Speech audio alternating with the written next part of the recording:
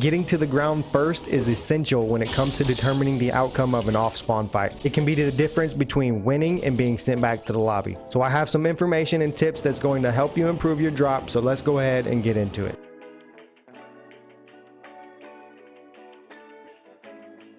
Jump timing is critical as it is the first step in determining whether we will have an efficient drop or not. There are two ways to approach jumping off the battle bus. First is distance. For some drops, you will jump out a specific distance and free fall until you auto deploy your glider. Others, you will jump out when the speed at which you're approaching your drop slows down. We can tell this by marking where we are dropping, and as we approach our marker, the speed at which we get closer either increases or decreases. This brings up the next point, which is the bus travels at 100 meters per second and we free fall directly downwards at 60 meters per second, which means in some cases it's better to stay on the bus longer and jump later rather than jumping at a specific distance away from our drop and free falling at less of an angle. So with all of this in mind, a majority of our most efficient drops are going to be a formula like this. You stay on the battle bus until your meters per second slows down, then jump and free fall at an angle that will allow you to auto deploy your glider just far enough away for you to glide in and barely make it to your destination.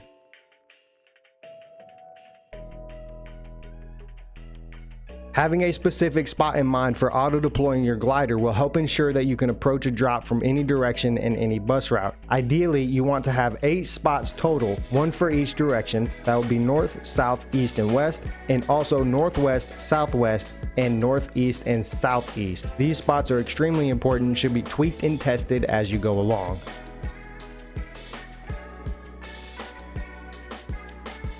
Free falling at different angles is a huge part of getting an efficient drop. When you have a long drop, you will travel faster if you free fall parallel to the ground rather than deploying your glider and gliding a majority of the way. In other cases, when you have a short drop, it's going to be more efficient to free fall straight down rather than slower at an angle. Then there's traveling at an angle, which in some cases will net you a more efficient drop than traveling straight down or parallel. It all depends on whether it is a short, medium, or long drop.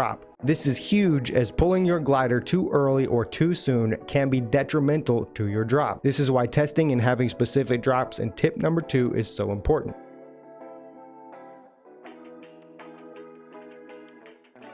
Landingtutorial.com and Copilot are apps and they don't necessarily take into account all of the information that we just covered. They're a great reference for where to aim and where to auto deploy and where to jump out of the bus, but should be tweaked and tested relentlessly until you have perfected it. Practice, repetition, and information is what's going to improve your drop the most. Thank you so much for watching, and if you made it to the end, you're a legend, and I hope you have a fantastic rest of your day.